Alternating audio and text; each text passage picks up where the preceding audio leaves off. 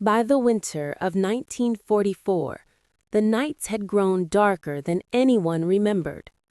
Entire towns lived under blackout curtains, and even the moon seemed dimmer, as if afraid to be seen.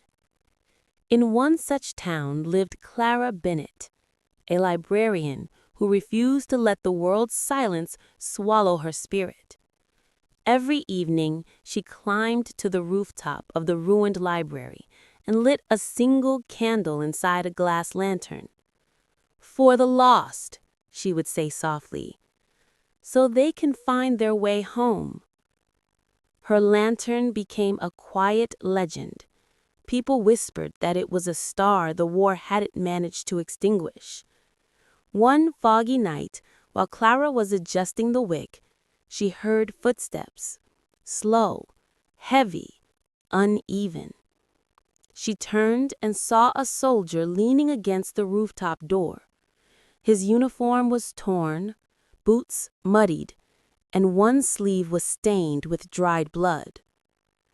"Ma'am," he said weakly, "I saw your light. It guided me here." Clara rushed to him. "Sit. You're wounded." His name was Elias Reed, a radio operator whose unit had been separated during a night raid. For 2 days he had wandered through fog and rubble, following the faint glow of her lantern like a star in the darkness. Clara brought him down to the library basement, where she kept blankets, canned food, and a small kettle. She tended to his arm, and as the kettle warmed, he spoke. "I thought I wouldn't make it," he whispered.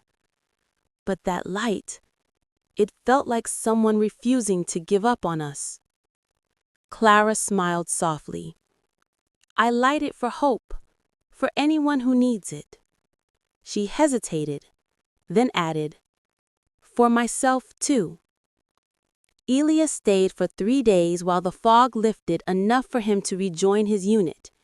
Each evening, he climbed the stairs with her, helping her light the lantern. They spoke of things untouched by war, of books, of autumn skies, of Elias's old farm where the fields once shone like gold. On the 3rd night, before leaving, Elias paused beside her on the rooftop. "Clara," he said softly, "if I return, will you light the lantern again? For me?"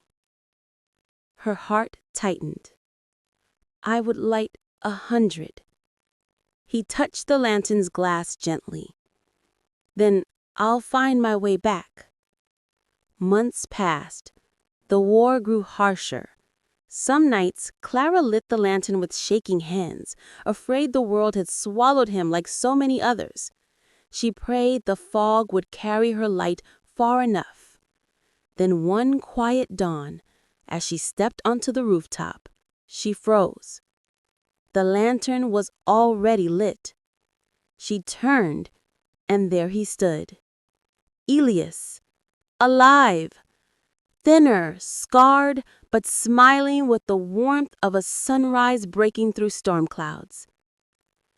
"I followed the stars," he said, voice trembling. "But this one was always mine." She ran to him, her lantern flickering between them. He caught her in his arms, holding her as if to make up for every night lost to fear. The city around them was still broken, still healing. But on that rooftop, beneath the pale morning sky, one small star finally burned brighter.